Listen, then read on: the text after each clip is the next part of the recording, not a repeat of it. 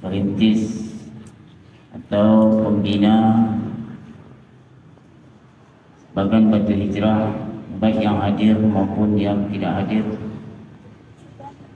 juga yang kita hormati pengurus harian BBH serta seluruh stafnya,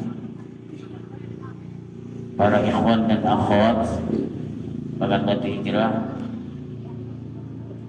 baik yang ada di majlis ini ataupun yang ikut kajian kita melalui online.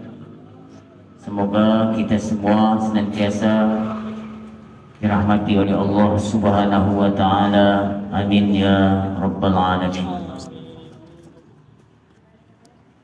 Bersyukur kita kepada Allah Subhanahu wa taala atas nikmat taufik. Apa itu nikmat taufik? Yaitu Allah berikan kemampuan kepada kita untuk melakukan hal-hal yang baik. Ini yang disebut dengan taufik. Orang yang disebut muwaffaq, ya.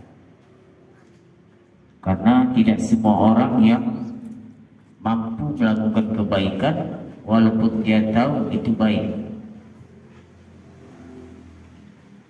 Terkadang dia punya waktu luang, punya badan sehat, tapi dia tidak mampu untuk mendatangi, menghadiri majlis ilmu.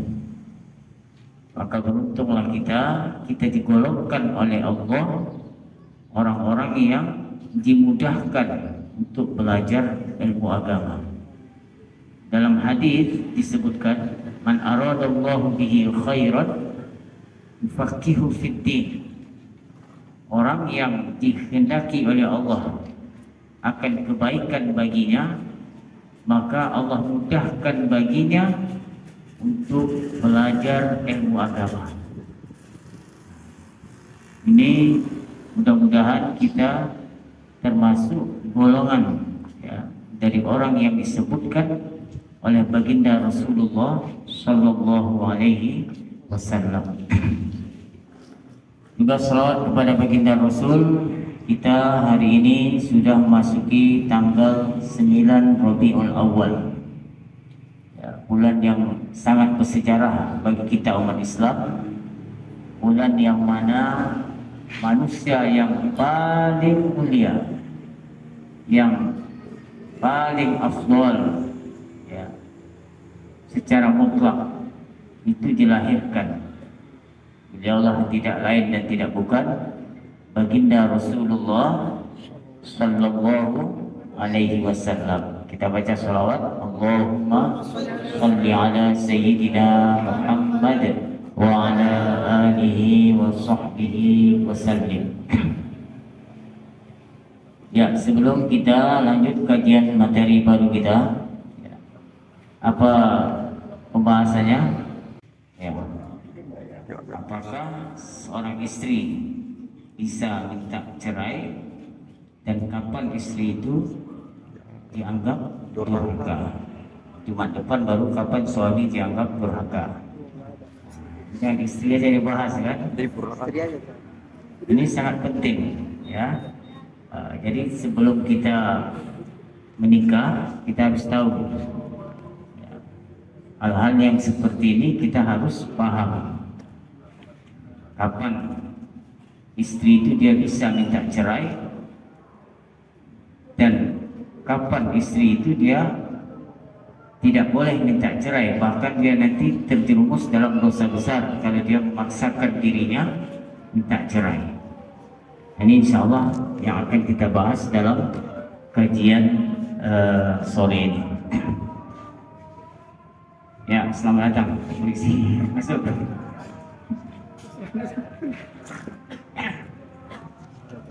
Ya, masailu ahkamu muhimmah, ya. Ada beberapa masalah hukum yang sangat penting. Ini saya bacakan teksnya.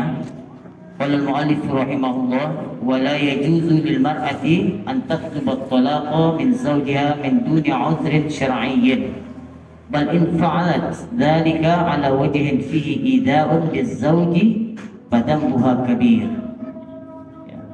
Dan tidak boleh seorang istri minta dicerai atau ditalak oleh suaminya min duni uzrin syar'iyyin, tanpa ada uzur syara'.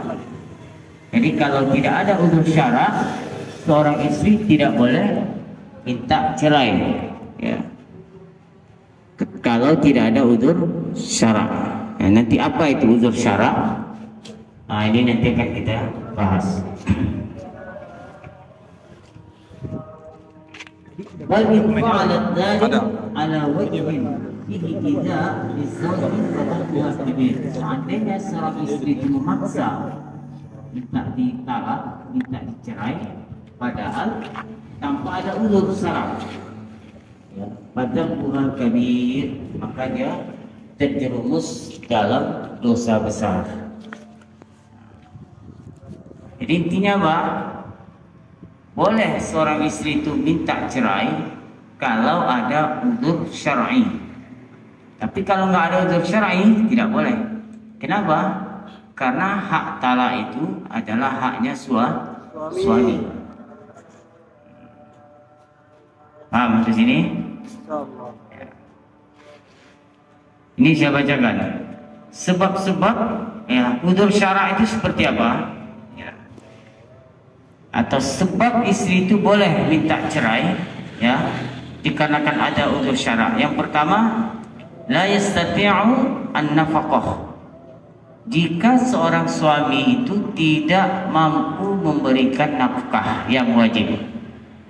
Jadi kalau kamu punya suami nanti, ya, suamimu tidak sanggup mengasihmu nafkah yang wajib. Nafkah yang wajib kan sudah kita bahas. Apa kemarin? Masih ingat? Masih ingat apa enggak? Nafkah yang wajib. Nah, tergantung kalau suaminya orang kaya, maka dia ngasih makan, ya kan? Ngasih makan berapa mud? 2 mud, ya. 2 mud itu lebih kurang 1 kilo 2 on. Terus apa lagi? Pakaian. Ini nafkah yang wajibnya. Pakaian istri, tergantung musim di daerah itu. Kalau di tempat kita ini musimnya dua musimnya kan? Musim hujan dan musim panas, maka wajib suami memberikan pakaian untuk istrinya, ya, 2 pasang pakaian di musim hujan dan pakaian di musim panas. Lengkap dari dalam mazhab Imam Syafi'i, dari kaos kaki sampai jilbabnya, ya. Karena dalam mazhab Imam Syafi'i kaki perempuan itu juga aurat. Yang tidak aurat cuma wajah dan kedua telapak tangan. Nah, begitu juga pakaian musim panas, berarti 2. Ini yang wajib, ya. Kemudian apa lagi? Tempat tinggal, rumah, walaupun rumahnya nggak mewah. Yang penting ada di situ kamarnya, ada dapurnya, ada kamar mandinya, ya. Walaupun ngontrak, kalau dia belum bisa buat rumah. Ini nafkah yang wajib yang bisa jelaskan. Nah, kemudian apa lagi? Pakaian atau pakaian udah, alat-alat untuk kebersihan badannya seperti sabun, apa lagi? Kemarin kan dah kita bahas. Bedak masuk nggak bedak? Makeup incu masuk. Nanti tengok lagi di kajian yang berikutnya. Nah, kalau nafkah yang wajib ini suami tidak bisa mengasihi kamu, maka kamu boleh minta talak. Paham? Kalau dia nggak mau, misalnya nggak mau, dia mau menceraikanmu, tapi dia juga tidak bisa mengasihkan nafkah. Hari-hari kerja cuma melepak aja di rumah, main catur, ya, main game, badan besar, ya, kerja tak mau, ya, istri disuruh kerja. Nah, ini yang calon suami seperti ini, tak usah dekat-dekati, ya, merusak lingkungan seperti ini. Di samping merusak pemandangan, merusak lingkungan juga.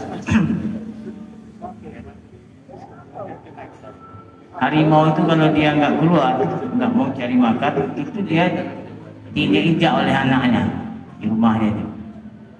Tapi kalau dia keluar, jalan aja ada dikit, monyet itu berjatuhan itu. Wah, makin dibawanya harimau hutan itu. Ini cuma dia berleha-leha aja di rumahnya. Ya kan, anaknya menginjak kepalanya, ya, gigit kupingnya. Nah, begitulah seorang laki-laki yang kerjanya melepak aja di rumah, ya. Melepak aja, anak banyak, kerja tak mau. Nah ini. Jadi kalau dia nggak mampu memberikan nafkah yang wajib, maka si istri boleh minta talak. Itu yang disebut udzur syar'i tadi. Satu. Yang kedua, darbuha bighairi haq. Kalau suaminya sering memukul tanpa hak, sikit-sikit main tampar aja, sikit-sikit main tunjang, main pukul, apa bahasa sekarangnya? KDRT. KDRT ya. Nah, kalau seperti ini tipe suaminya, maka si istri boleh minta talak. Ini termasuk udzur syar'i. Terus yang ketiga, la yaqdiru ala jima'iha. Tak mampu suaminya ini tidak kuat atau tidak mampu untuk melakukan hubungan suami istri, hubungan intim. Badan besar tapi tak ada tenaga, ya. Atau dia punya penyakit, ya. Penyakit apa namanya sekarang ini? Itu. Nah, kalau suami seperti ini, boleh istri minta talak. Maka kalau bisa sebelum nikah tanya dulu mampu apa enggak. Ya daripada itu masalahnya kan. Menanyanya segitu aja, jangan mampu kata soal calonnya kan. Coba tengok dulu, jangan seperti itu. Kalau dia tidak mampu berarti tidak bisa ini. Dan kamu kalau betul nggak mampu jangan bohong, bilang nggak mampu.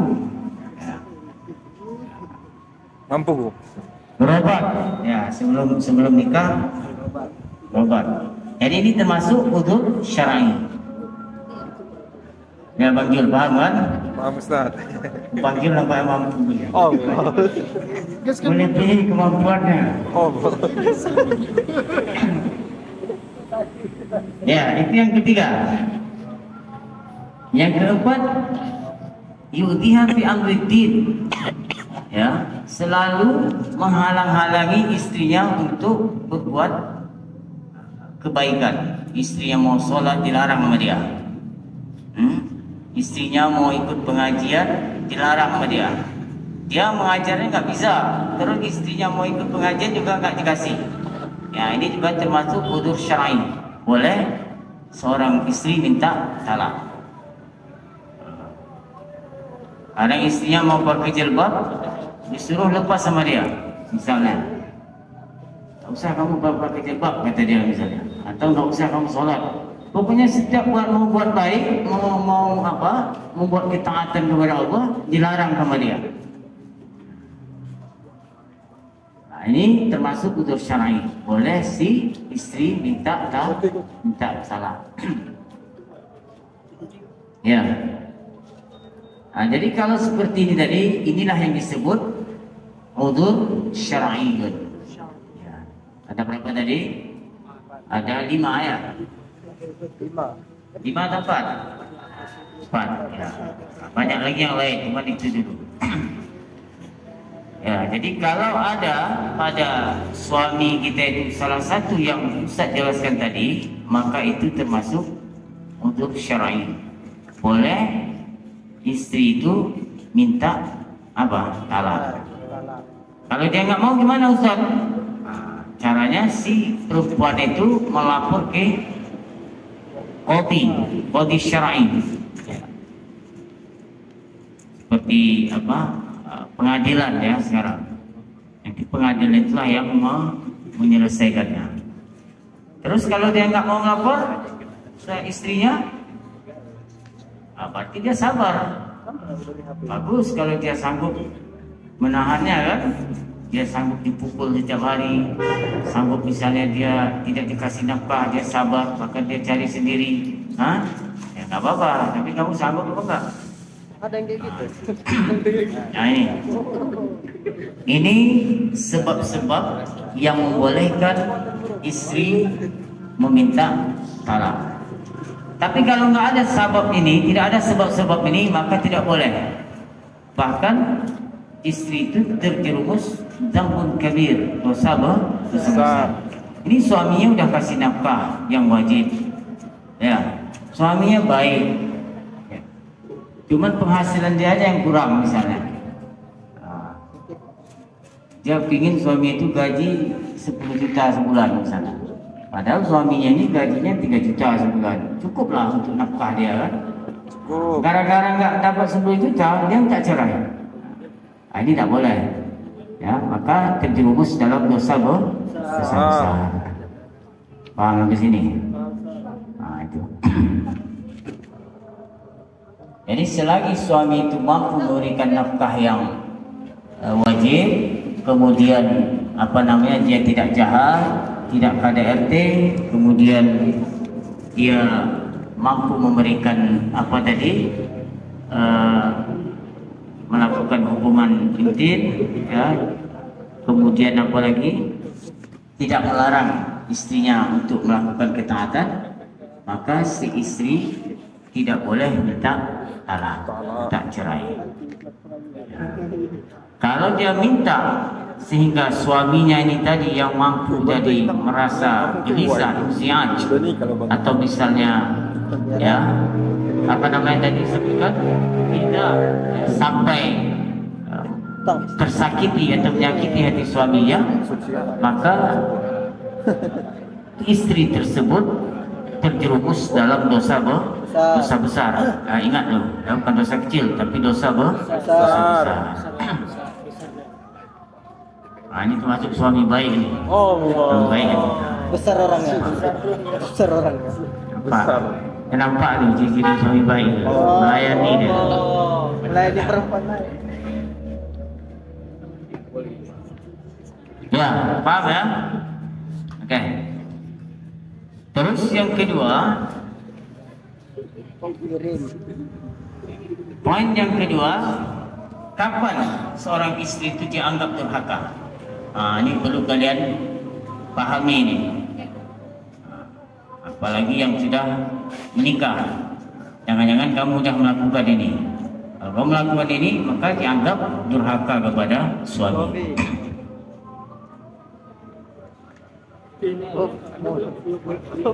Suami yang baik enggak? Mau jadi suami yang baik. Ya. Mana istrinya? Cuman ini dia siang melayani, kalau malam dia minta layani ya. Enak kali. Ya, konsentrasi ke sini. Ya, tidak ada yang ngurus.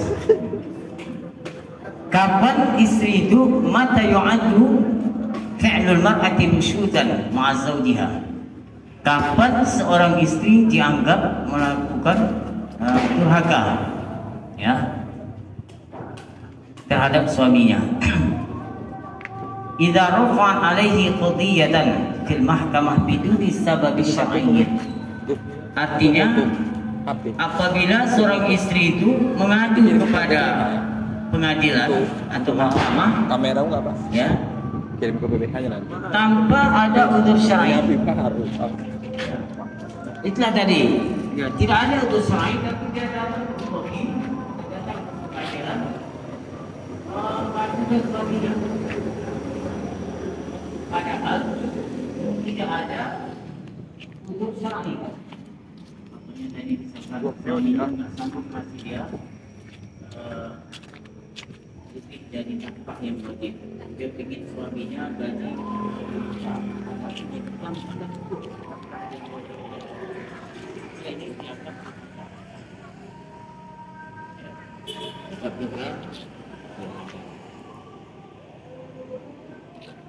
jangan macam-macam, minta yang wajib aja, jangan melebihi dari yang kebutuhan. Beda kalau suami ingin kasih, nggak masalah.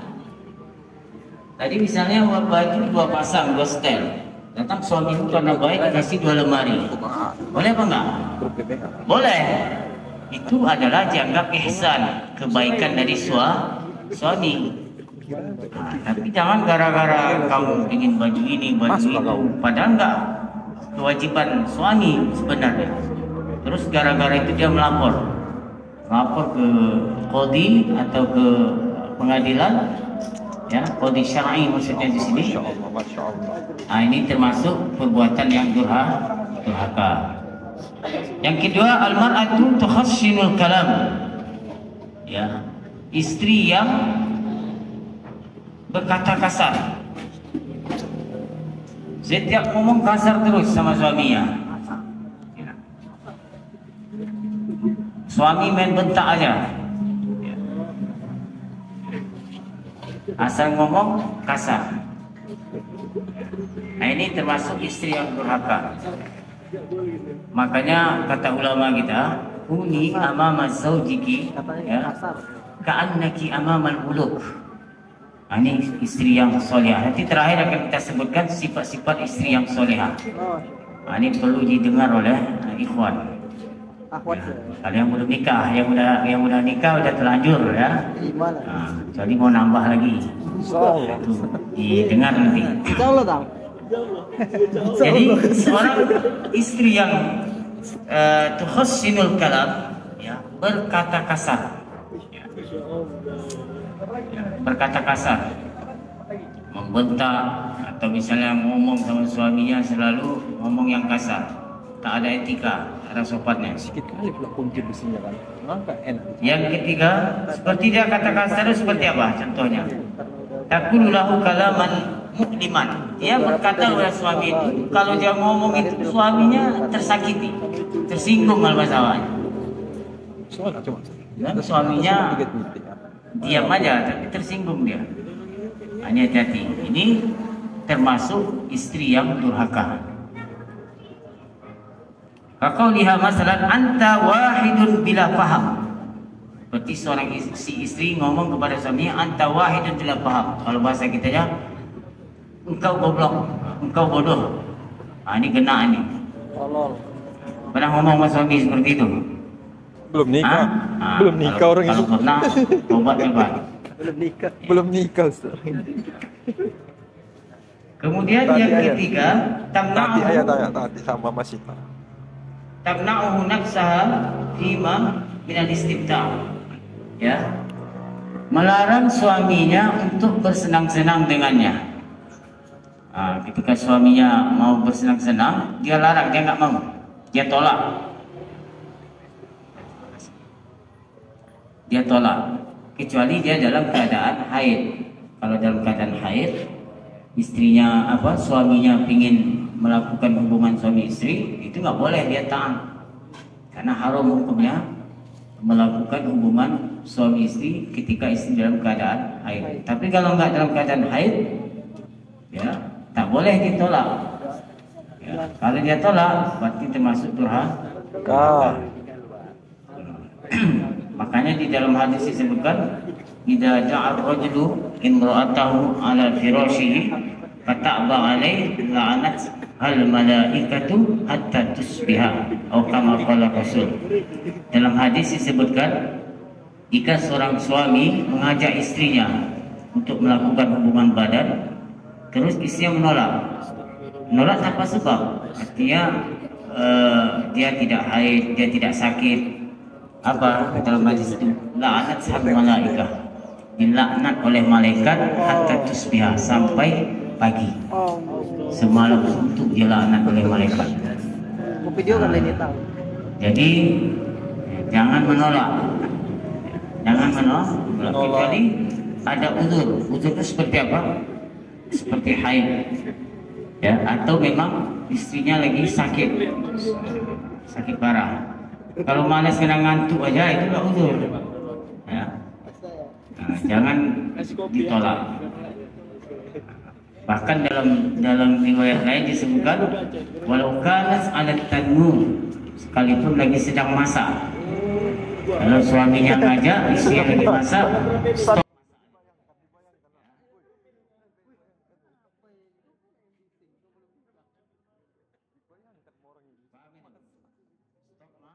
masaknya. Cuman matikan kompornya dulu, nanti harus pula yang digoreng. Nah ini. Sehingga ini perlu diketahui, walaupun yang diminta suami itu sifatnya sepele. Contoh, ya, misalnya suamimu ingin kamu mutar-mutar depan dia, mutar-mutar aja. Kadang-kadang suami ini kan beda seleranya. Ya kalau kamu nggak mutar depan dia nggak ada selera lihat kamu. Nah, maka istri kamu harus mutar-mutar.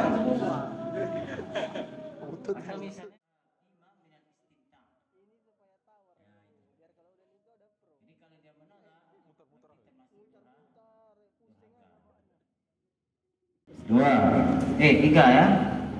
Terus yang keempat, la takunu annanatan. Ya.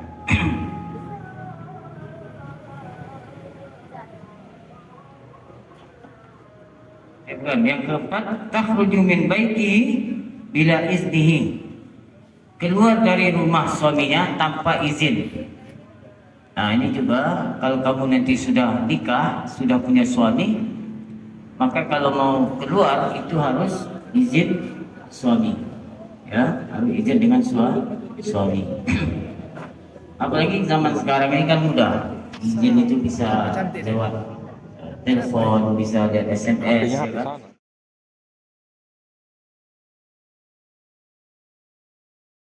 Karena dia patuh sama suami, dia taat sama suaminya, bahkan dia tak keluar dari rumahnya, kecuali apa? Dapat izin dari suaminya. Atau masuk juga istri yang durhaka, harbat, lari, apa bahasa itu ya? Minggat dari rumah, bertengkar sedikit sama suami di rumah, langsung pulang ke rumah mamanya, nggak izin suami, lari tengah malam. Jalan kaki lain, sudah jalan kaki, berdosa lagi dan durhaka. Coba, ini termasuk durhaka. Berarti sudah 2 poin ya.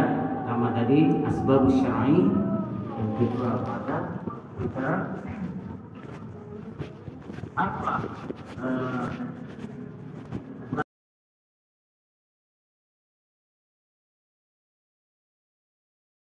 yang meminta talak dengan suaminya tanpa ada udzur syar'i, ya, balasannya nanti dia tidak dapat mencium bau surga. Bau surga itu harum luar biasa, ya.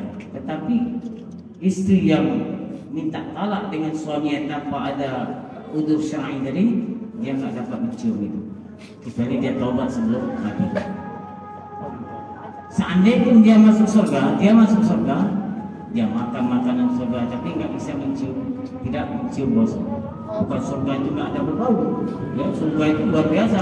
Bahkan kita di alam barzakh saja, orang-orang soleh belum masuk surga, masih di alam kubur, itu salah satu nikmatnya apa? Yasummu raihatal jannah, dia dikirim bau surga itu ke dia. Itu kita masih di alam barzakh. Makinkan harumnya bau surga itu, seandainya dia ditawar untuk pulang ke dunia, dia nggak mau. Coba bayangkan bagaimana baunya bau surga. Itu baru baunya dapat, belum masuk. Ini sudah masuk dia di surga, karena dia orang mukmin kan pasti masuk surga. Pada akhirnya pasti masuk surga, tapi tak dapat menikmati bau surga. Bukan surga itu nggak berbau, tidak, karena dia tadi melakukan kesalahan yang meminta cerai dengan suaminya tanpa ada udzur syar'i, kecuali dia bertobat sebelum meninggal. Adapun azab yang dibalas kepada seorang istri yang durhaka tadi apa? Salat wala thawab. Ini kalau dia salatnya sah, kewajibannya gugur, tapi nggak berpahala. Kecuali dia minta maaf sama suaminya. Jadi kalau durhaka yang kita sebutkan tadi, berkata kasar, terus keluar tanpa izin, terus apa lagi? Yang ketiga,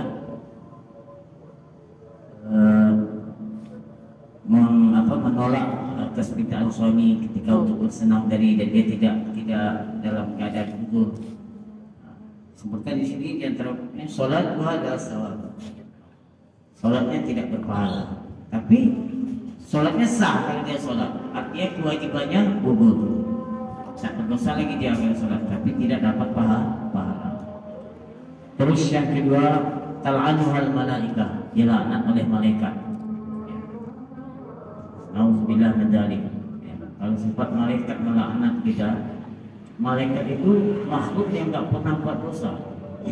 Itu malaikat, doanya mustajab. Ya, kalau dia mendoakan kita, itu doanya mustajab, pasti diterima oleh Allah Subhanahu wa taala. Terus orang yang durhaka tadi pada suaminya dilaknat oleh malaikat. Kemudian apa lagi? Saqatat nafaqatuha wa dawha fil mabit. Kalau istri yang durhaka itu, maka gugur kewajiban suami memberi nafkah. Nah ini. Jadi kalau dia melawan suaminya, berkata kasar, atau tadi keluar tanpa izin, ya. Kalau seandainya suaminya nggak kasih dia nafkah, maka nggak berdosa suaminya, karena gugur kewajiban nafkahnya. Kemudian wadauha fil mabit, juga gugur kewajiban suami untuk bermalam dengannya. Kalau misalnya suaminya punya istri 4 atau 3, yang satu ini bandal, melanggar dari durhaka,